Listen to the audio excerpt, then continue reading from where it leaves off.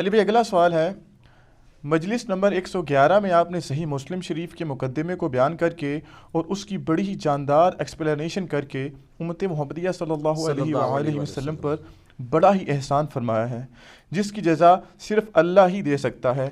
جزاک اللہ خیرہ۔ پوچھنا یہ ہے کہ آپ نے اسی ویڈیو میں فرمایا کہ امام مسلم رحمہ اللہ تعالیٰ خود بھی امام بخاری رحمہ اللہ تعالیٰ کے اسٹوڈنٹ تھے، تو پھر کیا وجہ ہے کہ پوری صحیح مسلم میں کوئی ایک حدیث بھی ایسی نہیں جو امام مسلم رحمہ اللہ تعالیٰ نے امام بخاری رحمہ اللہ تعالیٰ سے نقل کی ہو؟ اس کے پیچھے ایک ٹیکنیکل ریزن ہے جی۔ اس میں کوئی شک نہیں ہے کہ امام بخاری کے سب سے لاڈلے ترین اسٹوڈنٹ امام مسلم تھے، اور بلکہ محدثین تو کہتے ہیں یہ صحیح مسلم جو ہے یہ بھی امام بخاری کی کرامت ہے، کیونکہ انہی سے امپریس ہوئے تھے۔ امام بخاری رحمہ اللہ تعالیٰ اپنی زندگی کے آخری سالوں میں ایران ہی شفٹ ہو گئے تھے، نیشا پور میں۔ نیشا پور ہی وہ علاقہ ہے جہاں پہ امام مسلم رہتے تھے۔ 250 ہجری 250 ہجری میں امام بخاری وہاں پہ چلے گئے تھے۔ وہیں پہ امام مسلم ان کے حلقہ ارادت میں شامل ہو گئے اسٹوڈنٹ کے طور پہ۔ اس وقت تک ظاہر امام بخاری لکھ چکے تھے، تو یہ بخاری لکھوایا کرتے تھے اپنے اسٹوڈنٹس کو۔ اب اللہ کی طرف سے تقدیر غالب آئی کہ وہاں پہ ایک اور بڑے محدث تھے، امام محمد بن یحییٰ الذہلی، المتوفی 253 ہجری 253 ہجری میں فوت ہوئے۔ وہ امام بخاری المتوفی 256 ہجری اور امام مسلم المتوفی 261 ہجری کے مشترکہ استاد تھے۔ انہوں نے ہی سرمنی ارینج کی جب امام بخاری آئے کہ جی ان کو ویلکم کہا جائے۔ اس وقت یہ ہوتا تھا جب محدث آتے تھے لوگ پھر ان سے حدیثیں سنتے تھے، جس طرح آج کل کو بڑا سنگر آتا ہے تو پوری پبلک اکٹھی ہوتی ہے۔ اچھا، اور امام زولی نے اپنے شاگردوں کو سختی سے منع کیا کہ آپ نے امام بخاری سے خلق قرآن کا مسئلہ نہیں ڈسکس کرنا۔ اچھا، یہ جو میں واقعہ آپ کو بتا رہا ہوں یہ تمام اسماء و رجال کی کتابوں میں تواتر سے نقل ہوا ہے۔ اسماء و رجال کے حوالے سے بھی لوگ پوچھتے رہتے ہیں، یعنی یہ جو حدیث کے راوی ہیں ان کے حالات زندگی، اس علم کو جو ڈیوائز کیا گیا اسماء و رجال، رجال رجل مرد کو کہتے ہیں، اسماء ان کے نام۔ اس میں امام ابن حجر اسقلانی کی کتاب ہے التہذیب التہذیب، ابن حجر اسقلانی المتوفی 852 ہجری، اور ان سے بھی پہلے امام ذہبی المتوفی 748 ہجری، ان کی کتاب ہے سیر اعلام النبلاء۔ ان دونوں میں یہ واقعہ موجود ہے جو میں واقعہ آپ کو بیان کر رہا ہوں۔ اب اللہ کرنا یہ ہوا کہ اب ظاہر شرارتی لوگ تو موجود ہوتے ہیں، جس طرح یہاں کے لوگ یزید کا مسئلہ چھیڑ ہی لیتے ہیں، ٹھیک ہے نا۔ انہوں نے وہ انگلش میں محاورہ بھی ہے، forbidden fruits are always sweet, منع کیے گئے پھل ہمیشہ میٹھے ہوتے ہیں۔ خلق قرآن کا مسئلہ کسی نے پوچھ لیا کہ بتائیں کہ قرآن مخلوق ہے یا غیر مخلوق؟ تو امام بخاری نے کہا کہ اللہ کا کلام جو ہے وہ غیر مخلوق ہے، چونکہ کلام متکلم کی صفت ہوتا ہے تو قرآن اللہ کی صفت ہے، تو یہ ظاہر غیر مخلوق ہے۔ اب یہاں تک تو اتفاق ہے سب کا۔ اس کے آگے دو سکول آف تھاٹ تھے۔ ایک سکول آف تھاٹ یہ تھا، یہ جو ہمارے ہاتھ میں مصحف ہے نا، اور یہ پیجز کے اوپر جو لکھی ہوئی انک ہے اور یہ جو الفاظ ہیں، یہ چونکہ کاتب لکھتا ہے لہٰذا یہ تو مخلوق ہے، اور یہ لاجیکل بھی ہے، یہ میرے ہاتھ کی کریشن ہے، یا پرنٹنگ پریس پہ کچھ چھاپتا ہے تو اس کی کریشن ہے۔ قرآن کے جو الفاظ لکھے گئے، یہ لکھے ہوئے الفاظ یہ ہے تو مخلوق ہے، کیونکہ ظاہر انک سے لکھے گئے، لیکن جو چیز لکھی گئی ہے وہ خود غیر مخلوق ہے۔ اب یہاں پہ آگے اختلاف ہے۔ لاجیکل بات تو یہ ہے کہ یہ جو مصحف ہے ہمارے ہاتھ کے اندر، یہ انسان نے اس کو لکھا ہے، تو یہ ہے تو غیر مخلوق چیز لکھی گئی ہے، لیکن یہ لکھنے کے بعد تو ابھی مخلوق کی فارم میں ہے نا، تبھی تو ڈسٹرائے بھی ہو جاتی ہے۔ اگر یہ غیر مخلوق ہو تو یہ ڈسٹرائے نہ ہو سکے۔ اب یہ قرآن کو اگر کوئی معاذ اللہ توہین کرتا ہے، یا کوئی پرانے اوراق جس طرح حضرت عثمان نے جلوا دیے تھے، صحیح بخاری میں آتا ہے، تو وہ تو پھر اگر غیر مخلوق اس کو مانے تو پھر تو جلنا ہی نہیں چاہیے تھا۔ تو امام بخاری سے انہوں نے کہا کہ یہ بتائیں، یعنی وہ اتھل والی گل تھی، انہوں نے کہا جی یہ تو ظاہر امام بخاری نے اب اپنا موقف تو بیان کرنا تھا. انہوں نے کہا کہ یہ تو مخلوق ہے. انہوں نے کہا جی اور جی امام بخاری نے مخلوق کہتا ہے جی, اے دیکھ لو اے گمراہ ہے بندہ. اب وہ پورا مجمع ظاہر ہے امام بخاری کے خلاف ہو گیا, حتیٰ کہ ان کو وہ شہر, حالانکہ وہ اس نیت سے گئے تھے کہ میں باقی زندگی وہیں پہ گزارنی ہے. اب وہ ان کے استاد صاحب بھی آ گئے, انہوں نے جناب اناؤنسمنٹ کرا دی. انہوں نے کہا اب وہ کیوں یہ کر رہے تھے, وہ امام بن حنبل کے شاگرد تھے, المتوفا 241 ہجری. چونکہ امام بن حنبل نے مارے کھائی ہوئی تھی خلق قرآن کے مسئلے میں, خلیفہ عباسی معتصم باللہ کی. اب جو بندہ قربانیاں دیتا ہے نا, تو اس کے ساتھ جو لوگ وابستہ ہوتے ہیں نا, ان کی عقیدت بھی آخری درجے کی ہوتی ہے. وہ کوئی غلط بات بھی کرے نا تو وہ اس کو بھی اون کرتے, کہتے ہیں جی اتنی ان کی قربانیاں ہیں دین کے لیے. جیسا کہتے ہیں نا جناب, جس طرح ہم جب کوئی پرائم منسٹر کی غلطی ہائی لائٹ کرتے ہیں, وہ کہتے ہیں نہیں بندہ ایماندار ہے. ہم کہتے ہیں یار ایماندار ہے, مان لیا ہے, ہم سٹامپ پیپر پہ لکھ کے دیتے تھے ہم ایماندار مانتے ہیں, لیکن مطلب حکومت میں یہ کمزوریاں آ رہی ہیں. تو وہ وہاں پہ بھی نا وہ نہیں جی خدمات ہیں, خدمات ہے تو ان جو غلط کہہ رہے ہیں وہ بھی بننا ہے. یا انہوں نے نہیں کہا, چونکہ اس مسئلے میں غلوف کیا تو ان کے نام پہ غلط چیز منسوب کر دی جائے. انہوں نے کہا جی بھائی جی گل یہ ہے کہ بھئی جو بندہ بھی امام بخاری کے اس عقیدے پہ ہے نا, تو امام زولی نے کہا کہ میری مجلس سے وہ اٹھ جائے. تو سب سے پہلے امام مسلم اٹھے. امام بخاری تو خیر اٹھ ہی گئے اور نکل گئے, یعنی انہوں نے یہ کہا کہ میں ایگری نہیں کرتا ہوں. یہ ایٹیچیوڈ تھا امام زہلی کا. اور دوسری طرف امام زہلی کا نام اگر ہم آپ کو بتائیں تو آپ کو پتہ ہے ان کو کوئی جانتا بھی نہیں ہے. ایون اگر آپ ویکیپیڈیا پہ بھی جا کے لکھیں نا امام بخاری امام مسلم, تو آپ کو سینکڑوں صفحے ملیں گے. اس بندے کا آپ نام بھی لکھیں نا تو اس بندے کے نام کے ساتھ بھی آپ کو کچھ نہیں ملے گا. یہ میں آپ کو بتا رہا ہوں کہ کوئی شخص اگر اختلاف رائے کرتا ہے تو کسی کی خدمات کو ختم نہیں کر سکتا دنیا سے. اب جب انہوں نے یہ ان کے ساتھ ایکٹیویٹی پرفارم کی, اور امام بخاری کی للائیت دیکھیں, 43 احادیث صحیح بخاری میں امام زولی سے انہوں نے لی ہیں اس کے باوجود. لیکن امام مسلم نے کہا میں نے زولی سے کوئی حدیث نہیں لینی. اور پھر ساتھ انصاف کیا انہوں نے. امام بخاری سے کہا کہ آپ میرے استاد ہیں, وہ بھی میرے استاد ہیں, میرا انصاف یہ کہ میں نے زولی سے تو کوئی حدیث نہیں لینی, آپ سے بھی کوئی نہیں لوں گا, تاکہ بیلنس ہو جائے. لیکن امام بخاری کی للائیت دیکھیں, انہوں نے اپنے اسی استاد سے 43 احادیث صحیح بخاری میں لی ہیں, اگرچہ کہ اس استاد کی وجہ سے امام بخاری کو زندگی میں پھر سکون نہیں ملا. یہاں سے بخارا گئے تو پھر وہاں پہ بھی پہنچ گئے وہ لوگ, انہوں نے کہا کہ یہ تو گمراہ ہو گیا ہے, اور جس طرف جاتے تھے نا وہ کہتے تھے آپ نے ہمارے شہر میں نہیں آنا, آپ تو بدعقیدہ ہو چکے ہیں. حتیٰ کہ امام بخاری نے پھر دعا کی کہ اللہ اگر اب میری زندگی میں اب کوئی خیر باقی نہیں ہے تو مجھے اب تو دنیا سے اٹھا لے. حالانکہ بخاری مسلم میں حدیث ہے کہ کوئی موت کی دعا نہ کرے. وہ موت کی دعا اس طرح کی کہ موت مانگنا حرام ہے, لیکن اس طرح اگر کوئی دعا کرتا ہے نا کہ اللہ اب کوئی خیر باقی نہیں ہے تو مجھے عزت کے ساتھ موت دے دے, یہ بالکل جائز ہے. تو اپنی زندگی میں انہوں نے برا وقت دیکھا ہے, اپنے آخری, یعنی جو پنجابی کہتے ہیں نا خیر چنگی نہیں ہوئی, لیکن سر دنیا آج بخاری بخاری کرتی ہے. زولی کو کوئی جانتا بھی نہیں ہے. زولی کا ذکر اسی طریقے سے ہوتا ہے کہ یار یہ بخاری کا ایک استاد تھا, اس نے ان کو مجلس سے نکالا تھا. بہرحال اس شر میں سے خیر یہ نکلا کہ امام مسلم نے انڈیپینڈنٹ سند سے نبی علیہ السلام سے احادیث لی, ورنہ انہوں نے اکثر احادیث بخاری سے ہی لے لینی تھی. جیسے کہ امام بخاری کے شاگرد ہیں امام ابن خزیمہ, اس کے بعد ان کے آگے سے شاگرد ہیں امام ابن حبان. اب ابن خزیمہ اگر حدیثیں لے کے آتے ہیں تو بخاری سے لے کے آتے ہیں, تو آپ کو مسلم شریف میں کئی حدیثیں امام بخاری سے ملنی تھی. پھر تو لوگوں نے کہنا تھا یہ تو چین تو وہی ہے, بتانے والا تو بیچ میں امام بخاری ہے. لیکن آج یہ ہے کہ الحمدللہ امام مسلم کی اپنی سند نبی علیہ السلام تک جاتی ہے الگ سے, جس میں بخاری نہیں آتے, اور بخاری کی الگ سے جاتی ہے جس میں امام مسلم تو ظاہر نہیں آئیں گے, وہ اسٹوڈنٹ ہے. اس کے باوجود آلموسٹ 50% احادیث دونوں میں کامن ہے.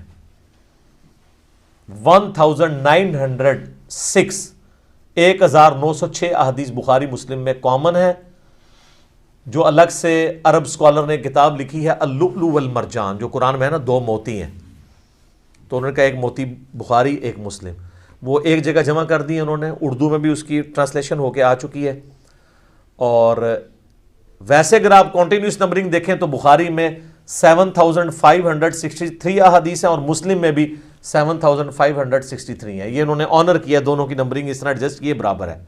اور اس میں تکرار اگر نکال دینا جو ریپیٹیشن ہے تو بخاری میں آلموسٹ 4000 ہیں, مسلم میں بھی 4000 ہے, تو 4000 ہیں اور دونوں میں کامن آلموسٹ 1906. 50% احادیث آلموسٹ کامن ہے. تو قرآن میں بھی آیا نا معاملے کے لیے 2 گواہوں کی ضرورت ہے, تو اللہ تعالیٰ نے 2 گواہ دے دیے انڈیپینڈنٹ سورس ہے. یہ اس شر میں سے خیر نکلا ہے, اللہ کی خفیہ تدبیر تھی, یہ ہونا تھا. بہرحال اس سے کئی ایک چیزیں آپ کو پتہ چلی کہ امام بخاری کتنے اعلیٰ اخلاق کے مالک تھے کہ اسی استاد سے حدیثیں لیں. امام مسلم کتنی احتیاط کرنے والے تھے کہ انہوں نے کہا میں نے اگر ایک استاد سے اختلاف کیا, دوسرے سے ایک مسئلے میں اختلاف ہوا ہے نا, انہوں نے اس استاد کو 0 سے ملٹیپلائی نہیں کیا. عزت اسی کی عزت کی وجہ سے بخاری سے بھی حدیثیں نہیں لی, یہ نہیں کہا کہ گمراہ کہہ دیا. اعلیٰ ظرفی کا مظاہرہ کیا امام بخاری نے, امام مسلم نے بھی. اور الحمدللہ آج ہمارے پاس دونوں ذخیرے احادیث موجود ہیں, اور اللہ تعالیٰ کی یہ نعمت ہے. آپ دیکھ لیں, نہ یہ صحابہ ہیں, نہ یہ تابعین ہیں, یہ نہ تبع تابعین ہیں. امام بخاری امام مسلم تبع تابعین میں سے آتے ہیں. لیکن اللہ نے عزت شہرت ایسی دی ہے کہ دنیا کا ہر مسلمان, ایٹ لیسٹ سنی مسلمان, دنیا میں 80% زیادہ سنی ہے, ایون شیعہ بھی جانتے ہیں کہ یہ کتاب ہے. قرآن کے بعد افضل ترین 2 کتابیں بخاری اور مسلم ہیں. اور یہ چیز ہے کہ آپ اپنی لیگیسی چھوڑ سکتے ہیں, آپ صحابی نہیں بھی ہیں, اگر آپ دین کے لیے تڑپ شو کرتے ہیں اللہ تعالیٰ آپ کو اٹھا سکتا ہے. اور آج دیکھیں ان کا نام زندہ ہے. اس واقعے کی کلیریفیکیشن اس لیے بھی ضروری میں سمجھتا تھا, اس لیے میں نے یہ سوال انٹرٹین کیا. یہ سوال مختلف فارم میں ہمارے پاس آیا ہے. عموماً حنفیوں کی طرف سے یہ سوال کیا جاتا ہے کہ جب ہم ان کو کہتے ہیں کہ ہماری اہل سنت کی مین سٹریم کی ان 6 کتابوں میں, جن میں 2 صحیح ہیں نا, بخاری اور مسلم, اور باقی 4 سنن اربع, جن میں 80% صحیح احادیث ہیں اور 20% ضعیف ہیں, کچھ موضوع بھی ہیں, تو یہ آلموسٹ ملا کے 27,000 کے قریب احادیث بنتی ہیں اسناد کے اعتبار سے. ویسے تو آپ کریں گے تو 6-7 ہزار ہی بنے گی ساروں کی, اگر اسکروٹنگ کر لیں گے, اس سے زیادہ نہیں بنتی. کیونکہ جو بخاری میں آ رہی ہے, مسلم میں بھی ہے, ابو داؤد میں بھی ہے, ترمذی میں بھی ہے, ابن ماجہ میں ہے. کسی ایک حدیث میں بھی امام بخاری, امام مسلم ہو, امام ترمذی ہو, ابو داؤد ہو, نسائی ہو, ابن ماجہ ہو, انہوں نے امام حنیفہ سے کوئی حدیث نہیں لی ہے. یہ کہتے ہیں نا امام حنیفہ ان سے بھی پہلے تھے, تو بخاری میں امام مالک کی حدیثیں ہیں, احمد بن حنبل کی ہیں, تو ان کی کیوں نہیں ہے؟ اس لیے کہ محدثین کے ہاں امام حنیفہ رحمہ اللہ کو حدیث کی فیلڈ میں ضعیف مانا جاتا تھا, فقیہ وہ بہت بڑے تھے. یہ ان کا کوئی عیب نہیں ہے, ایک فیلڈ میں ہو سکتا ہے کہ بندہ اوپر ہو, دوسرے میں نیچا ہو.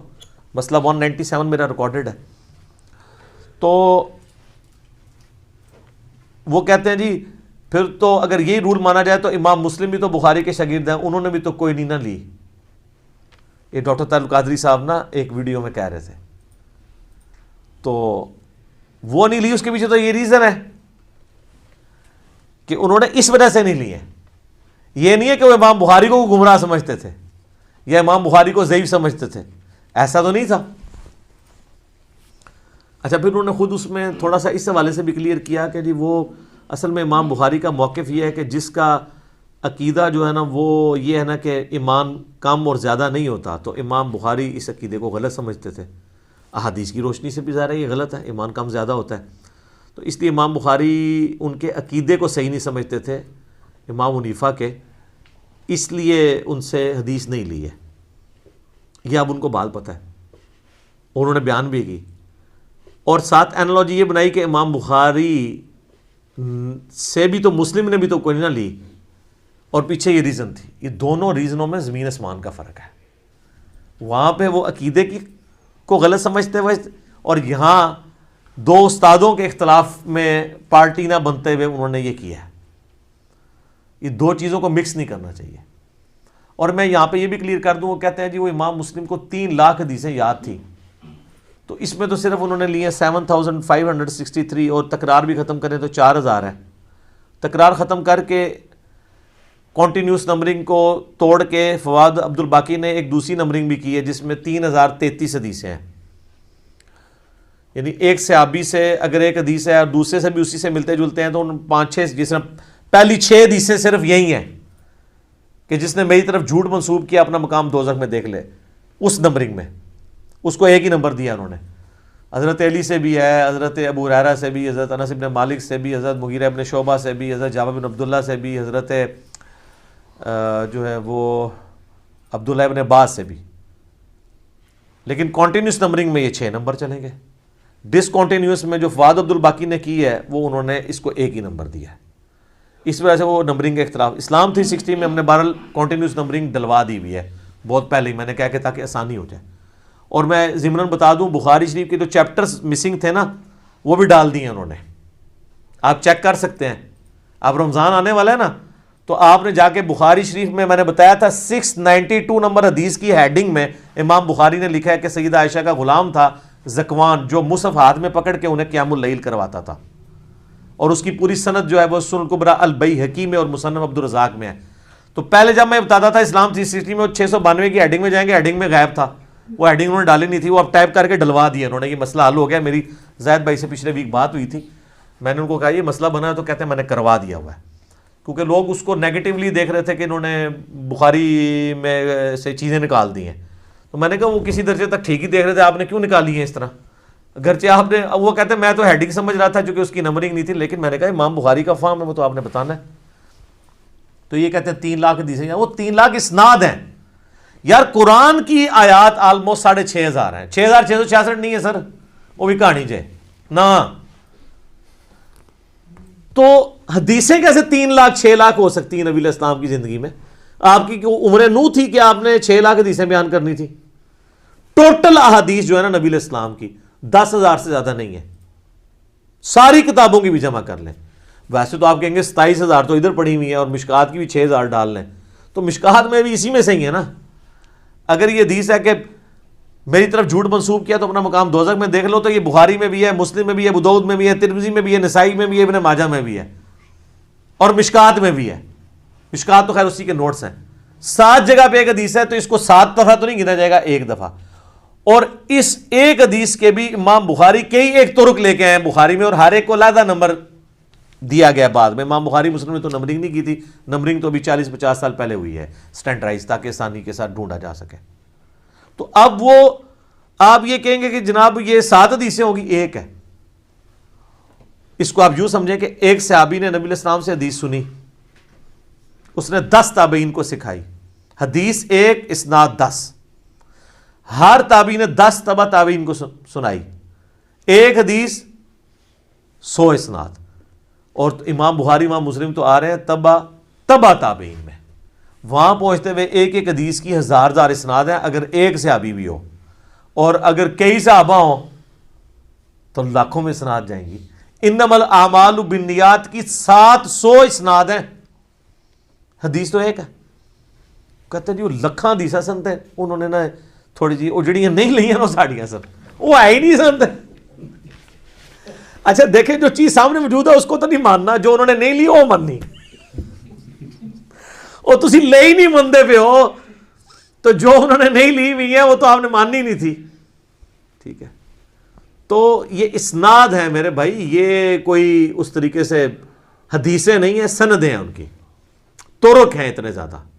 حدیثیں 10,000 سے زیادہ نہیں بنتی آلموسٹ، بہت کھینچ تان کر لیں. ورنہ اگر آپ سے کوئی کہہ جی 3 لاکھ مسلم کو یاد تھی، احمد بن حنبل کو 6 لاکھ یاد تھی، اور سارے ملینز میں بنتی ہے. اس کی ٹائم کی کیلکولیشن کریں گے کس وقت نبی علیہ السلام یہ حدیثیں بیان کرتے تھے. قرآن تو آپ کے آخری وقت تک نازل ہوتا رہا، قرآن ہی بیان کرتے رہے، حدیثیں کس وقت بیان کی ہیں. اس کے لیے تو میں نے بتایا عمر نوح چاہیے. یہ بہت بڑی مت ہے، اور یہ جو میں دعویٰ کر رہا ہوں یہ میرا نہیں ہے، ابن حجر اسقلانی نے، بڑے بڑے محدثین نے اس کو ایز اے ٹاپک بنا کے لوگوں کو بتایا ہے کہ لوگ دھوکے میں مبتلا نہ ہوں کہ یہ اس طریقے سے نہیں ہے جس طریقے سے لوگ سمجھتے ہیں. تو یہ ایک واقعہ تھا، میں نے اس کے ساتھ کچھ جو کو ریلیٹڈ چیزیں تھیں جو اکثر سوالات لوگ کر رہے ہوتے ہیں، میں ساتھ ساتھ جو میرے دماغ میں آتا ہے نا میں بیان کر دیتا ہوں کہ کوئی چیز اس میں سے سکپ نہ ہو جائے. ٹھیک ہو گیا جی.